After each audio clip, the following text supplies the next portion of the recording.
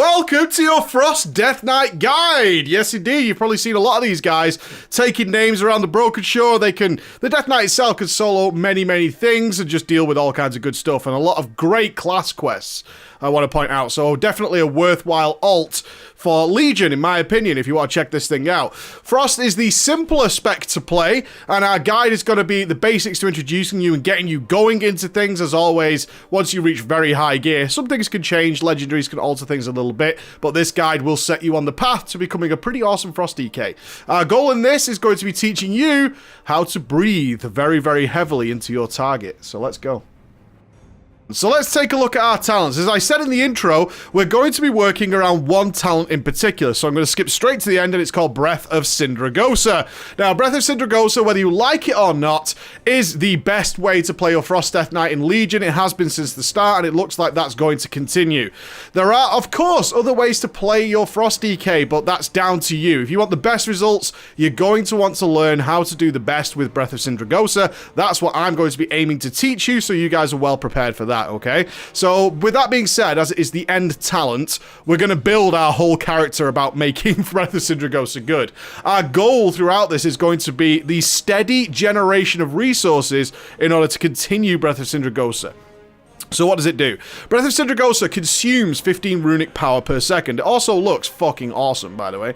Let's switch over to here. Let me just generate one for you, because it looks so good. I really like it. Raw. You can see we shovel all this ice out of our mouth and into the target. Now, we can keep this up for minutes if you play correctly. So it continuously deals Shadow Frost damage every second to enemies in a cone. That means it does cleave, it hits all things. It deals reduced damage to secondary targets, so it's about hitting that main target and then cleaving onto others. You will continue breathing until your runic power is exhausted, or you turn it off, which some people have been guilty of. I will tell you now, there are Mythic Raiders who have accidentally turned off their Breath of Sindragosa. Now, getting back to it, if you screw up your Breath of Sindragosa, your damage is going to be extremely lackluster, particularly on bosses, alright? Like it or not, we're also going to use this in Mythic Plus as well, because it is just that effective. It's a 2-minute cooldown, it's very short, and we can keep this thing rocking. So with that said, how are we going to keep it generating? How does the Frost DK work? Well, we have two resources. We have runes and we have runic power. Very simple. So when we spend runes, generally speaking, we generate runic power. So if I come here and I do a Howling Blast, I get some runic power. If I attach here with Obliterate, which is our big spender, we get runic power. So if I Obliterate, I get runic power. You can see this very easily. And then we get a free Howling Blast from our Rhyme proc. Every Obliterate we cast has a chance to give us a Rhyme proc. And every auto attack we do, so there's nothing else needed, every auto attack we do can proc this, yeah? This is our Killing Machine, which guarantees our Obliterate to be a critical strike. So in terms of stats, what we're looking for is crit till about 20%, and that doesn't seem very high, but honestly it's because of our Killing Machine. Our Killing Machine guarantees us a critical strike, which devalues crit. After that, you'll be glad to know, though, the Frost DK is reasonably equal on all other stats. So whether you want more haste, you want some mastery, more verse, or even a little bit more crit, it's all pretty much equal, because it's not really the crux of the spec. It's all about generating this Sindragosa's breath and buffing that up and making that more powerful. So of course we want it to go faster, we want it to crit more, we want it to hit harder via mastery and versatility and all those things. So that should hopefully make sense to you why you choose those stats. So let's look. Shuttering Strikes. If there are 5 stacks of Razor Ice on the target, Frost Strike will consume them and deal 40% additional damage. Does that help our Breath of Sindragosa? No. Icy Talons. Frost Strike also increases your melee attack speed for 10% for 6 seconds, stacking up to 3 times. Can that help Breath of Sindragosa? Yeah, maybe proccing more runes, more Obliterates, but that's not really going to help us out, so no, not really. Murderous Efficiency, though. Consuming the Killing Machine effect has a 65% chance to cause you to gain a rune. That does help us, because more runes we spend, that gives us definitely more runic power, and 65% is a good chance, right? It's a good chance. So that means we want to be spending those Obliterates and generating those Obliterates so we can get all that good stuff. Moving down to Freezing Fog. Howling Blast and Frost Fever deal 30% increased damage. Does that help us out? No. Frozen Pulse. So I want to bring this up here because many of you will probably read about something called the Machine Gun Spec. Machine Gun Spec was kind of popular for people who don't like Breath of Sindragosa, which is a fair enough point. If you don't like just building your whole character around one talent, I totally understand that. It is unfortunately much weaker at this point. Some people will argue that to the death, but ultimately, Breath of Sindragosa is the way you want to go. Frozen Pulse was the basic idea of the machine gun spec. While you have fewer than 2 full runes, your auto attacks radiate intense cold, just AoEing the area. So machine gun spec is essentially Frozen Pulse, so you need fewer than 2 full runes. That means you just spend every fucking rune you've got as fast as possible. That's why it's machine gun style, and hopefully generate Frozen Pulse and keep Frozen Pulse up as much as possible. So I'm just making you aware of that build. Horn of Winter, though, 30-second cooldown, blow the Horn of Winter. You gain 2 runes and generate runic power. Obviously, that helps incredibly with Breath of Sindragosa. It's something we're going to weave into our Breath of Sindragosa. We have this on-demand cooldown, which gives us more runes to generate more runic. Horn of Winter itself generates runic power. All good. Ice Cap. Your Frost Strike can obliterate crit strikes, reduce the remaining cooldown of Pillar of Frost by 1 second. This might sound like it would help Breath of Sindragosa, but the fact of the matter is, Pillar of Frost short cooldown lined up with Breath of Sindragosa short cooldown means they line up really well. Therefore, you don't really want to fuck around with the lineup of it, which is you want to be using Pillar of Frost with Breath of Sindragosa. That means that this talent kind of screws that up, unfortunately. Avalanche, while Pillar of Frost is active, your melee crit strikes cause jagged icicles to fall on your enemies, dealing 30,000 frost damage. Great, but doesn't help with Breath of Sindragosa. You see a theme here? Hungering Rune Weapon, however. So we have our Empower Rune Weapon. This is one of our major cooldowns, alright? So if I come out of here, you'll see it's here. It's a 3-minute cooldown. It's pretty important. It empowers your Rune Weapon, immediately activating all runes and generating 25 runic power. So a very, very powerful Horn of Winter, you could say. Now, that's obviously great. However, if we switch into the talent Hungering Rune Weapon, which empowers your rune weapon, it's still a 3-minute cooldown. It gains 1 rune and 5 runic power instantly every 1.5 seconds for 15 seconds. Now, this is so much better for Breath of Sindragosa, and it should be obvious why, but I'll explain it. As Breath of Sindragosa is gradually draining runic power, right? It's wearing down your runic power bar, 15 runic power per second. Instead of just splurging all your runes and runic power in one big go, like you do with Empower Rune Weapon, Hungering Rune Weapon is like a natural counter to it. It's like stops the flow of all this runic power going down, because you're constantly going to be generating runes over time to generate more runic power, and that keeps you using all your runes. A big thing here is rune regeneration. We do not want to waste a single rune while we're using Breath of Sindragosa. We need all the runic power those runes are going to generate. So if we just activate Empower Rune Weapon and get all our runes, the chances are you already had 1 or 2 or 3 runes ready and were raring to go, and they now have gone to waste. So what we want to do instead is steadily have runes coming in so we can constantly fight back against the draining runic power, okay? So that makes sense to you, hopefully. We get some lovely little talents here. Obliterate, Abomination's Might. Obliterate crit strikes have a 20% chance to drive lesser enemies into the ground, so you get some CC here. You pick whatever you want here, there's no big deal. This is generally quite good. Winter is coming. I like this for Mythic Plus. Enemies struck 5 times by Remorseless Winter, which is our AoE spell, very much like Starfall, and also looks awesome. I'm just going to proc it for you here. You see this? Isn't this cool?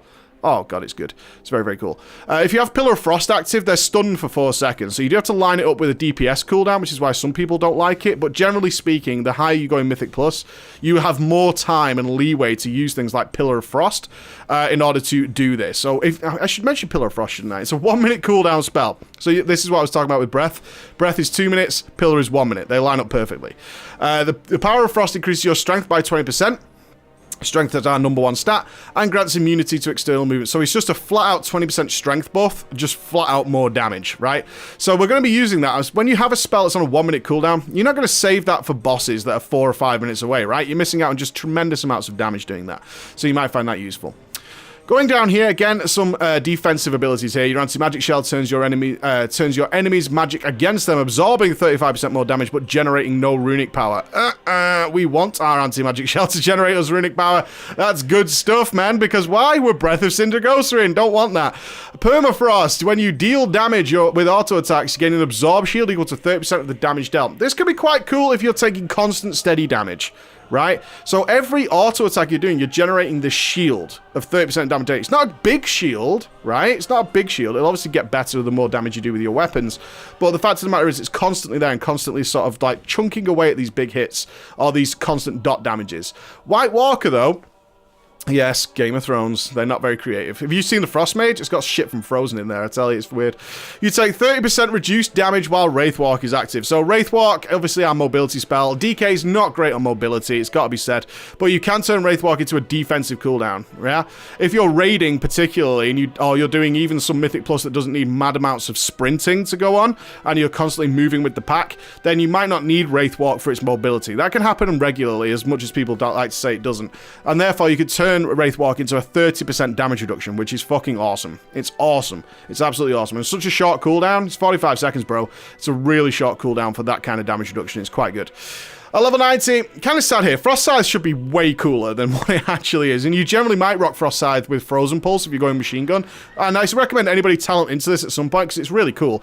A sweeping attack that strikes all enemies in front of you for 70,000 frost damage. This attack benefits from killing machines. So that's that guaranteed crit we talked about earlier. Critical strikes with Frost Scythe deal 4 times normal damage. Yeah, so it really chunks health down. Unfortunately, it doesn't really pay off for us when you see the other talents. Runic Attenuation. Auto attacks generate 1 runic power. So that sounds like it would be fantastic. If you're really struggling to get decent Breath of Sindragosas and it's all feeling a bit much for you, then sure, you can try Runic Attenuation, but I would recommend you get used to this, which is Gathering Storm. Each rune spent during Remorseless Winter increases its damage by 15% and extends its duration by half a second. So we're going to be using Remorseless Winter all the time, even single target, right? It's just a wonderful spell. Although it is an AoE spell, there it is. It's an AoE spell. We're going to use it all the time. Why? We have Gathering Storm. This means it makes it a good single target DPS spell. Yeah? And each rune we spend is going to increase its damage and extend its duration, right? So what are we doing during Breath of Sindragosa? We're spending a hell of a lot of runes in order to keep that breath going. This synergizes so well, so well, that you should absolutely be getting used to this. And it is a passive, so all the real changes between Runic Attenuation and Gathering Storm, the only change is that you're pressing Remorseless Winter before you start spending all the runes into Obliterates. That's it. It's not a difficult thing to learn, honestly, so get used to it, and you should be in good shape. And then you'll have these massive Remorseless Winters. At level 100 then, Breath of Sindragosa, right? Glacial Advance is a very cool spell, a very, very cool spell. Unfortunately, it doesn't find its place compared to Breath. Same with Obliteration. For the next 8 seconds, every Frost Strike hit triggers Killing Machine, and Obliterate costs 1 less rune. So you get this very bursty spell. Breath is just better at that. Again, it's not a balanced talent setup with the Frost DK. I can fully appreciate that if you don't like it, but that is how you are going to rock your Frost DK talents. Let's look at the gameplay. Okay, so gameplay-wise, obviously you know what I'm going to show you here. Our general basic stuff with the Frost DK, even from AoEing to single target, is going to be getting our diseases up. Yeah, we're going to use Howling Blast to do that. Then we're going to start balancing out our rune spending with our runic power generation. But first of all, let me talk about the Breath of Sindragosa and how you're going to make this work. We want to keep Frost Fever up at all times. Via Rime procs, though, that should naturally happen itself. Just be aware that it can fall off if you get it wrong. So what we want to do going into a Breath of Sindragosa is obviously have quite a lot of runic power. Yeah, we want as much runic power as possible so that we start in good stead with some runes ready to go. So you're going to build up to this, and then we're going to pop Breath of Sindragosa, and then we're going to spend as many runes as we can. Now, you should feel free to use Horn of Winter here. Do you see the way I've Horn of Winter now to keep this going? You can make sure your Pillar of Frost is up. And what we're doing is we're just watching our runic power tick down. You see it's where it's draining. And when it's getting to like here, we can use our Empowered Rune Weapon in order to regenerate all these runes. And you can see how we can start keeping this up. Refresh our Remorseless Winter, because we're spending a lot of runes. And this is what you're going to get used to. Now, from a more advanced style of play, what I would suggest is you monitor how much, you'll get used to how much runic power Obliterate is going to generate you, and how much benefit you can get. So we got Horn of Winter back, so we can use another Horn of Winter, yeah? And you can see what I'm doing here is I'm just trying desperately to manage get as much out of this breath as possible, and then eventually breath will run out. And that is how you do it. You'll get better and better at this the more you do it. Okay, you'll get better and better at it the more you do it. When you've got things like Bloodlust in Raid and you can generate more runes naturally, you want to be trying to use Horn of Winter relatively early, okay, to get the best runes out of it, and then it can come back off cooldown like you just saw me do. And then when you're getting to lowish runic power, not too low so it might run out in the time you press the global cooldown, so like 30-ish, 40-ish, so you can see around here on my bar, that's when you're going to use your Hungering Rune Weapon to start propping it all back up, and then mixing in these Pillar of Frost and your Remorseless Winter, because you're going to be spending the runes to extend them, as we discussed in the talent section, and then watching for Horn of Winter to come back.